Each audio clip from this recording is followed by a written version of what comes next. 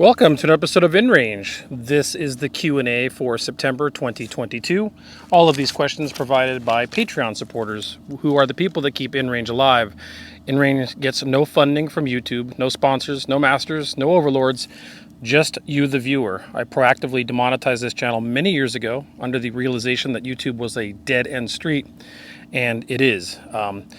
Patreon or Utreon are really the only answers. Crowdfunding is the only answer. Advertisers, first of all, try to have control or have a cooling effect on your work, whether you like it or not. And trying to monetize your channel through YouTube means that you are under the control of YouTube. And YouTube has, of course, proven itself to not be responsible with its power. Unfortunately, I have to say that our friends at Polar Tactical recently had their channel completely demonetized against their will. I'm proactively demonetized. They were attempting to support themselves via the funding through YouTube as well as Patreon, and their channel currently is now demonetized. No reason, no warning, just poof, suddenly you're no longer a paid employee. That's a problem, and I know that there was an attempt to have a YouTube union at one point, but the problem is the content creators aren't the people that make the union. It are the content viewers are the ones that make the union, and where people consume their content is where the power is. And the reality is YouTube has that control. I'm not denigrating any of you out here watching. I watch YouTube myself. The reality is it's ubiquitous and on every platform, and that's the reason it has the control that it does. Unfortunately, it has the ability to demonetize and destroy a person's career or work. Essentially, when you're a content creator for YouTube, you are an employee of YouTube in a way, and especially if you're monetized through YouTube. And when they decide to just take that away with no warning, arbitrarily, that's a real problem. And so I just wanted to have a shout out to Polar Tactical. If you guys like their work, please consider supporting them on Patreon. And of course, InRange as well, because I don't take YouTube funding at all. They can keep it. At any rate, let's go ahead and get going with the questions. Oh, and before anyone asks, because you're going to, this is an Inkster Arms MDP9. It's a very clever firearm. It is a delayed roller MP5 style system in an AR-15 ergonomics package, and it's relevant to the first question on this Q&A, and it's relevant because I have some videos coming out about this particular firearm pretty soon, so it was easy to put out here as some eye candy for the video. So we got Dalbonoski. Why does the MP5 not like fully loaded magazines when reloading with the bolt closed? Would adding space for next to half a round have helped? Well, you know, it's funny. It's not just the MP5, but people think about the MP5 like this because the manual of arms of the MP5 specifically indicates that you lock the bolt back and then insert the magazine and then close the bolt, sometimes with the HK slap, which is a really cool thing. But the reality is trying to seat a fully loaded MP5 magazine on a closed bolt is a very difficult endeavor. And in fact can cause failure because you might not get it in all the way or think you did, and that means an administrative reload is somewhat of a challenge. Now, the thing is, I want to put out that this is not only an issue with the MP5. The original USGI aluminum magazines for the AR-15 suffer the same issue, and in fact people would frequently download them 1 or 2 or even 3 rounds to make them easier to insert on a closed bolt. One of the things PMags brought to the table was actually some space between a fully loaded magazine and the actual end of the magazine, meaning that when you could still compress like half a round worth of distance in the magazine before seating it, even with a 30-round fully loaded magazine, which is why you can more easily seat a PMag on a closed bolt than a USGI aluminum magazine on a closed bolt. Well, the MP5 magazine provides no such gap, and when it's fully loaded, it is tight, and there's no compression to be made. So when you go to seat it on a closed bolt, you really can't without difficulty because the cartridges won't depress for it to close. Thus, the bolt needs to be open, insert the magazine, close the bolt, chambering the first round. Had they left some extra space in there, that probably should resolve the problem, just like it does with any other gun. This MDP9 is, actually I really like it, it's a cool gun, and it uses Glock mags, but a fully loaded Extendo Glock mag also doesn't leave a lot of room for compression when seating it on a closed bolt. So this really has a similar issue as the real MP5, because you kind of want the bolt hold open or your bolt locked back to insert a magazine reliably on a fully loaded magazine. So the answer is download the magazine a couple rounds. And the same answer would apply for an MP5. You could download a couple rounds on an MP5 magazine, and you should also be able to seat it on a closed bolt. But so yes, would adding space have solved the problem? Yes. Did the designers not seem to think of that when they were putting the gun together or coming up with it? I don't think it was on their radar, and for some reason, Simple stuff like an administrative reload was, for some reason, not in the manual of arms. They always expected the bolt to be locked back, magazine inserted, and bolt closed. As for what their logic was in that regard, I can't answer that. But absolutely, adding space fixes the problem, and we've already seen that with other guns, like AR-15 magazines. Zach B. With thermal and night vision technology seeming to be critical in modern conflicts, wouldn't widespread adoption of the Second Amendment community, along with the development of cost-effective options, be more imperative than small arms development? Well, Zach, you're talking about a technological battle, right? So this is always the escalation of arms. And is night vision and thermal more important than some small percentage of improvement on firearms? I would answer absolutely yes, it is. Pretty much all... Hello there. Neighbor's dog came by to say hello. Yeah, it is. I mean, the small percentages of things that we can do to make a firearm a little better are real, but I mean, they're small percentages. Really, any of these PMAG adapters, as I call them on the market today, whether they're AR-15 derivatives or otherwise, are all really close in terms of performance and functionality. There's some differences here and there. We like to nitpick on them, but the reality is any of these will work for almost any one of us should we need to use one of them, and hopefully we don't. But thermal and night vision is still expensive, and so and the market doesn't seem to bear the interest as a commodity for people to buy them in larger numbers. So production goes up, cost goes down when you start mass producing things. And the reality is I don't think the average person that's a firearms owner really cares about thermal or night vision because they're not thinking about it that way. Truthfully, the vast majority of people that own guns own them for fun and recreation. Of course, a lot of them own them for personal self-defense, but that's usually a pistol or something like that.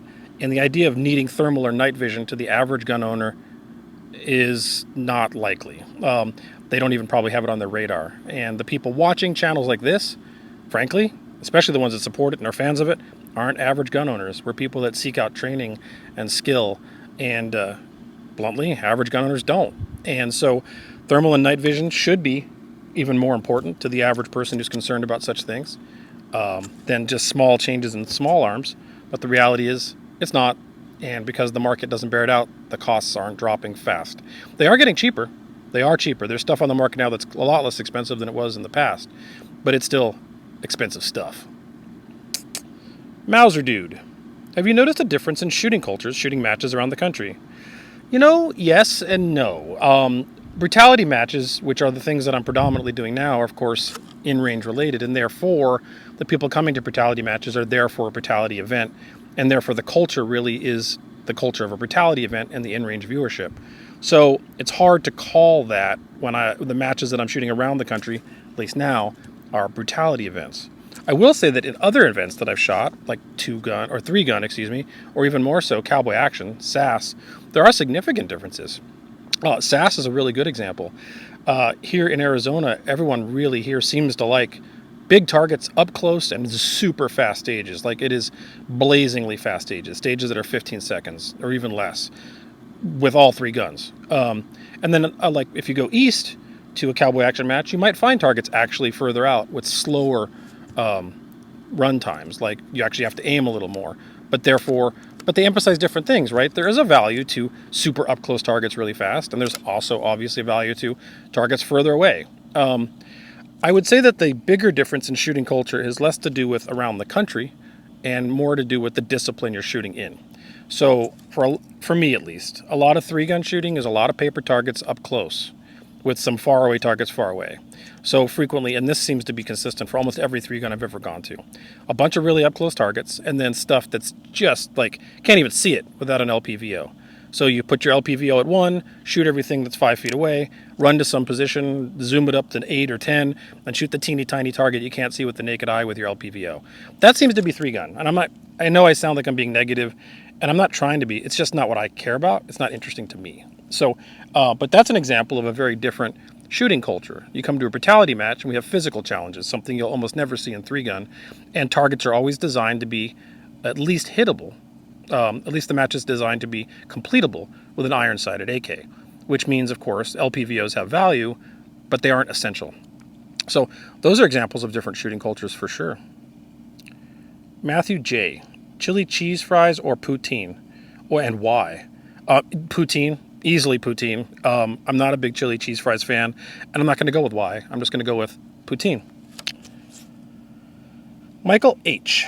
Do you think there's still room for novel design in the firearms industry, at least within the bounds of traditional brass cartridges? Or are existing designs such as AR-15s, AR-18s, Browning tilting barrel near enough to perfect that they don't need to be challenged until some revolutionary technology like practical caseless ammunition comes along?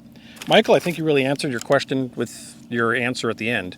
I mentioned earlier at the beginning of this video, everything's just kind of a glorified PMAG, and the truth is that's where we're at. There's not a lot, I don't think there's a lot you can do anymore to make things different enough to make them distinctive. And the truth is when something distinctive does come out, it tends to get pushed to the side because it's different.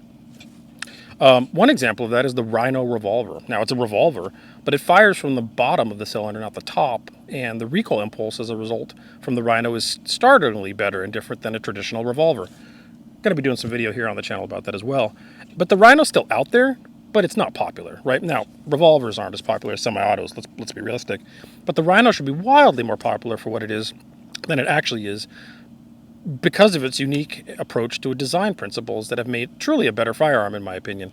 So I think you got a couple things going on. One, people are kind of stuck in their ways, and things that are different don't do well.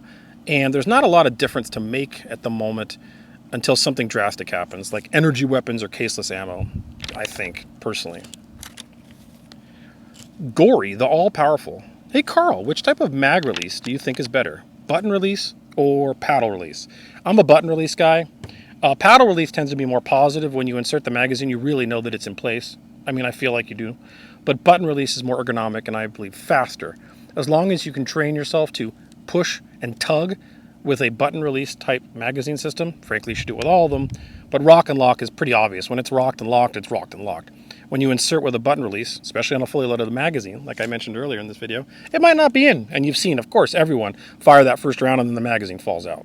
Well, insert, tug, make sure it's actually in there, and you should be fine. So in regards to which one I think is better, my preference is button release. Henry S. Do you have an archive of old stages and would you be willing to share them publicly? I do have an archive of old stages, over a decade of them. And I've thought about sharing them publicly. The challenge is they're just kind of chaotic. They're designed for me and for my reading, and I'd have to clean them up, which puts this into kind of a body of work that needs to be done. But I think it does need to be done. And one thing I want to clarify that people are a little maybe confused about, I've always considered Two-Gun Action Challenge Match, 2GACM, to be an open source thing. I think anyone should pick that thing up and run with it. In fact, my website for the Two-Gun Action Challenge Match refers to it as an open source license. I do consider brutality to be a property of InRange. We're trying to curate that into what it is and keep that brand consistent. And so that's a little different. And people have asked a lot about brutality matches and running them, and we'd love to work with people when it makes sense and in places that make sense. So please don't stop asking. But if you're interested in running a 2GA ACM match, that's open source, as far as I'm concerned. Take the rules, take the scoring, change them even if you want, and turn it into your thing. That has always been the case. And I think I should eventually release some of these stages publicly. I don't know why I haven't, besides the labor to get them ready for the public. Colin K. You have a great sense of humor, but it's very dry. I don't agree. I think my humor is very wet. What makes you laugh? Deep down belly laugh. Do you have a favorite comedy? Dark humor always wins. I guess that's part of the dry. Dark humor is the winner for me. There's something funny about staring into the void and the reality of the world and laughing at it. That gives me something back. So that's consistent and almost always the case. I really like Doug Stanhope, a stand-up comedian down in Bisbee. Really like George Carlin. There's a lot of great stand-ups, but I would say that those two are like the all-time favorites for me. Do I have a favorite comedy as a movie? I will tell you movies that make me laugh a lot. Now less so, considering some of them have come true. Idiocracy is hilarious. Office Space was all too real, but hilarious. And I also find Fear and Loathing in Las Vegas to be very funny. I know it's not considered a comedy, but that kind of gonzo journalism and the approach to it in the movie is hilarious to me. Because there's things in that movie that are, of course, absurd, but produce more a vision of reality than the reality itself. And that's what gonzo journalism was. And frequently that's what dark humor is. So those are my answers to that. Ted S. I really like the idea of recon division and finished brutality. Recon, by the way, is where everyone had to run some ridiculous amount of distance between stages. Any chance this division comes to sometime to the U.S., maybe a subset of Partisan? Ted, I don't want to run a running match. I've been accused with Two Gun Action Challenge match and Brutality that this is a running match. There's sprinting and running and physical challenges. And I do think there's a point where you do so much of that becomes a true statement. The match has always been, and my matches have always been meant to be designed a shooting match, first of all, with practical application of martial skills that have physical challenges mixed in. So if we are going to do this, we're not going to run Recon. We just added a division to Desert Brutality 2022 called Nightmare. And it is not recommended unless you've done this before and you know yourself and you're physically capable.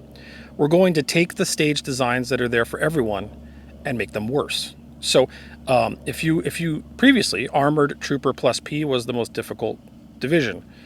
Now, Armored Trooper plus P Nightmare is the most difficult division with extra added on top. It's not Recon, but it's gonna suck.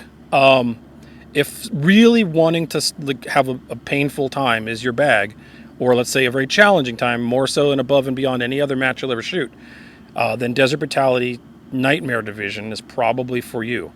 I'm not planning on bringing Recon. I'm not interested in the running thing per se. I understand why they did it. It makes sense to me, but it's not my thing. So Nightmare Division will be my thing and Brutality's thing, and we hope you'll find that just as compelling, if not even more so. Jacob C. Have you considered hosting your videos on Floatplane?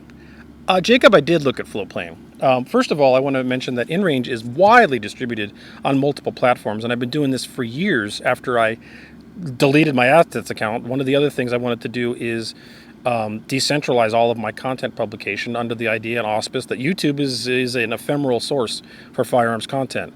And I didn't want to be under their control. In fact, InRange started not on YouTube. InRange's first year was on a place called Full 30 because I didn't want to be on YouTube. So we've been part of it. My principles have been here since the very beginning. So if you go to InRange.tv/watch, you'll find that I'm distributed on a bunch of places: BitChute, Utreon, Facebook, YouTube, and others, Recoil TV. And I did others before that disappeared. And so it got to the point of chasing every one of these new distribution platforms got ridiculous. I just couldn't chase them all. There's always a new one, and most of them fail. Floatplane's cool. I don't have a problem with Floatplane. The problem for me with Floatplane is it acts like a paywall. You don't see the content unless you pay for it. And I'm not interested in paywalls. I'm interested in putting out content for free that people are willing to support via essentially a PBS style model. Crowd funded, but not paid for. That's to me the best and most pure version of content creation, and one that provides no masters or no overlords, including you, the viewer, right? So if you don't like it, you can quit. And I don't want you to feel like you're paying to watch. I want you to support me because you like what I do enough that it's worth supporting it. So Floatplane feels like a paywall to me, and paywalls to me are a bad idea. Never been interested in paywalls, don't want them. I want to put my stuff out there for anyone to consume, including people who can't afford to pay for it. And hopefully the people that are willing to support it do that for the rest of the community that can't. Bones 870. What is some new music you listen to, and what are your old standby favorites? Oh man, that's all over the place. New. What's new? What's new? What's new? I don't even know how to go there. I don't know what's new for me. It's all mixed together. There's a local band in Tucson I really love, Zixa, Xixa. They just came out with an acoustic version of their last album, and I love it. It's absolutely fantastic. And their non-acoustic albums are amazing too. It's an interesting mix of Borderlands, cumbia, goth, metal, rock, all together, and they're really fantastic. So I'm going to go with that. Another Tucson band I really like is called Calexico. They're one of my chill-out bands, but they definitely hit hard with a lot of their lyrics. Old favorites for me: Skinny Puppy, Ogre, Einsterzende Neubauten, KMFDM is in there. Leibach, of course. Those are all industrial bands. I've said this before on the channel. I don't care if you like it or not. The Sex Pistols, and the Sex Pistols' first album is one of the best albums ever written. A lot of old punk, Dead Kennedys, Dirty Rotten Imbeciles, Suicidal Tendencies. It goes all over the place. Another one I really like is Chelsea Wolfe. She's a goth folk goddess, for lack of a better term, and her last album, well, not a last album, but American Darkness is a beautiful album. So there's a couple for you. Charlie T. Hey Carl, have you ever jumped out of a perfectly good airplane for fun or for practice? I have. multiple times. I've done a number of static line jumps and one solo. Excuse me. I did a number of tandem jumps and one static line jump. I've never done a solo free fall. It's fine. I don't get a big rush out of it. It was one of those things I wanted to do to know how, but now that I've done it, I'm like, it ain't really for me. It's kind of like riding a motorcycle. I took motorcycle class earlier in 2022 because I looked at a motorcycle one day and went, I don't know how to ride a motorcycle. So I went and took a 2-day class, learned how to ride a motorcycle, and then when it came to taking the test to get the driver's license, I didn't take it because I don't want one, and I didn't really like it that much. You can. I'm not saying you shouldn't, but I didn't care for it. So now I know how to do it. If I ever need to get on a motorcycle and use it, I can. If I had to jump out of an airplane, in theory, I guess I can.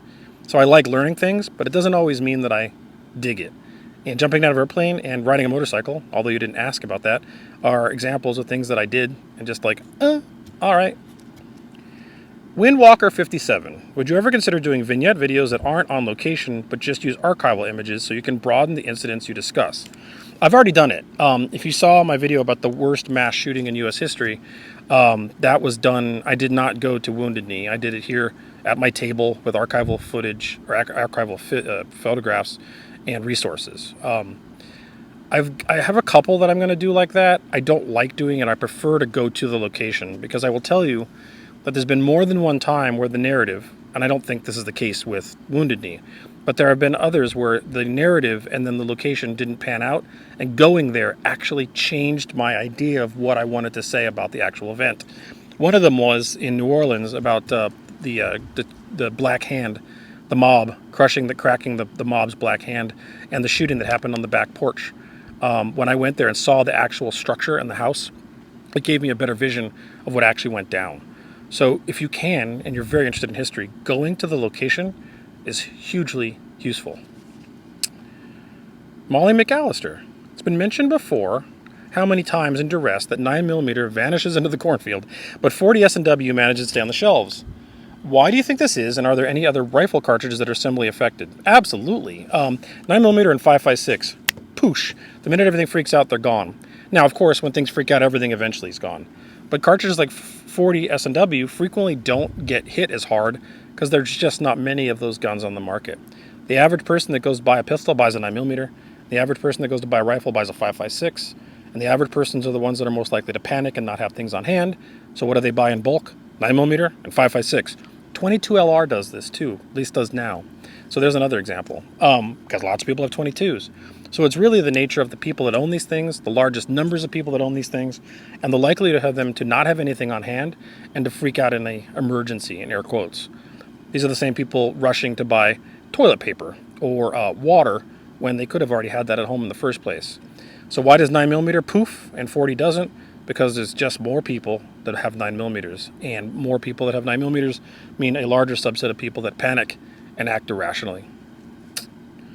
RGB. If the water crisis or climate change makes living in AZ untenable, do you have a region in mind to move to? Well, the other place I really love is New Orleans, Louisiana, and that one will be the same problem for a different reason, right? What comes to mind, and I don't know if this one's better, well, it would be better, is New Mexico. I really love New Mexico, and New Mexico's climate is a lot more temperate than here, especially on the northern part and northeastern part. I think that's where I'd land up. Alex H. What is the largest black powder firearms or / artillery piece you've ever fired? Well, the largest black powder thing I've ever fired was a Civil War cannon. That was cool. And the largest artillery piece I ever fired was a German 88. Yeah, that was impressive. So there you go. Easy Rider. Why didn't the 45 Win Mag ever catch on? The same reason lots of things don't catch on. There wasn't really a need for it. All these cool new Gucci cartridges that change the world, there's already something else that's already close enough that it doesn't really matter, and it has to do something cool enough or get enough hype from media sources to make it valuable. I feel like this about 300 Blackout. 300 Blackout never needed to exist, in my opinion.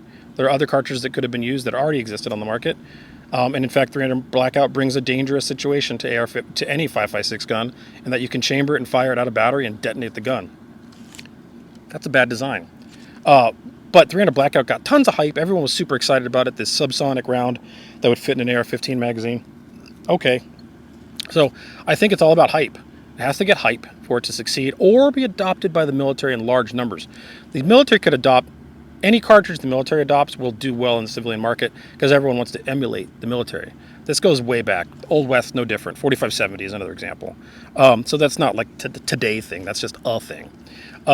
So if the military heavily adopted 300 Blackout, it would be even more popular. If the military had adopted 45 Win Mag, we'd be dealing with a lot of 45 Win Mag guns right now. It's really that simple. Ola Roksenkin.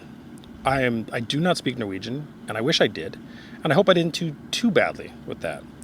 You once told us that your parents or grandparents were Norwegian immigrants, so my question is, do you know where in Norway they came from and the family name they had? The reason I ask is that I met a man here in Lokale shooting range who told me that he was your second cousin, and I think he's an excellent shooter just like you. So first of all, I can tell you that whoever said they were my second cousin would have no clue whatsoever of that being true. That is a lie. There's no possible chance that that person is my second cousin, or that they would know that they're my second cousin. My grandparents came here in 1936, avoiding the occupation of Norway by 4 years from Bergen. I don't care, their maiden name was Bergman. So this guy, I don't know who he is, but he's full of shit. There's no records beyond that I can tell beyond the ship manifest that my grandparents came here on, and I found the picture of the ship and when they got here, and that's really cool. But in terms of their ancestry in Bergen and other parts of Norway, which I'm not aware of, I was told by my family, don't bother with it. I never did. I was a kid, and my family's pretty much gone, and as a result, I don't know. But this guy, don't know what that is, but that's creepy parasocial stuff. But yeah, thanks for asking. Jordan W. Here in Canada, we're anticipating a ban on all new handgun purchases within a month or so. It's the end of September and my camera overheated. Yeah. Anyways, next question. Jordan W. Here in Canada, we're anticipating a ban on all new handgun purchases within a month or so. Including every level of technology from wheel lock to Glock, possibly even including airsoft and pellet guns. Okay.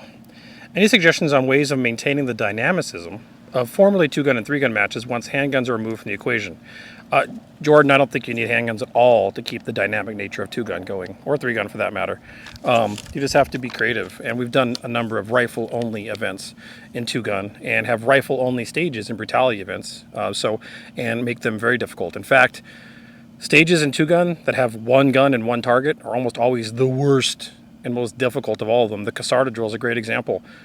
Raise the weight of the kettlebell, make the distance longer. It's a rifle-only stage. Make the target smaller, and you've induced misery. So I don't think you need 2 guns to keep the dynamicism, as you say, dynamism, the dynamic nature of the match. You can do it easily with 1 gun and 1 target. Just have to be creative. And if you look through the history of InRange videos, you'll find there's a lot of them that are one weapon only. Pilco M. What do you foresee in the future usage of the Kalashnikov? Some nations adopt newer iterations for logistical purposes, but many also just switch to a Western design. Well, I gotta be honest. I think that the massive numbers of the Kalashnikov that have been produced and exist in the world means we're going to see Kalashnikovs on the world stage for a very long time. They are going to be in conflicts, I don't know about infinitely, but essentially infinitely by any of us on this planet's experience and in the future. Even if you're born today, there's going to be conflicts in the future that include the Kalashnikov. We're talking straight up AKMs. They're not going away anytime soon. There's just too many of them and too prolific, and they do work. That said, the design itself does not lend itself to modernization or modularity or a future that I think really makes sense. The rotating tipping or the rotating 2-lug locking system bolt is reliable, but not necessarily the most accurate in terms of consistency. It can be made more consistent, don't get me wrong, but in general, Eugene Stoner's design of the bolt system and the way it locks is a far better one for consistency and accuracy. And the AR-15, this is politics aside, guys, has proven itself to be a much more modular, modernizable platform and system. It's more ergonomic. It just is. I don't care what you say. It is. It absolutely is. If you give an AR and an AK to one person who's never shot before, the AR is going to be more ergonomic. The AK brings to the table one thing. It does do better over a longer length of time without maintenance. fair enough. But a properly maintained AR or AR style platform, or the ergonomics of the AR, I should say, clearly. Here's another example: an MP5 turned into an AR, at least ergonomically, is the winner. And we're going to see guns, all firearms, adopt this type of ergonomics or similar thereof, or just derivatives thereof, in the foreseeable future. And it makes sense. It is the better design. Now, what that means for the future of the AK, I don't know. I think that there are politics involved, and certain countries have the machining and they can't really change, and so therefore they're going to do the best they can with the Kalashnikov as it stands. But I really think that if anyone gets the chance and they have their choice, at this point, it's probably time to ditch that platform. So, anyways, that's a controversial hot take for the last question of the Q&A. Like I said, once again, all of these are Patreon supported by viewers like you. If you enjoy this content here on InRange, like the fact that we can do and say whatever we want because we have no one telling us otherwise, please consider supporting us on patreon.com/InRangeTV. And if you can't, again, all of this is free because of people that support us through Patreon or Utreon. Just subscribe and share with your friends. Thanks for watching.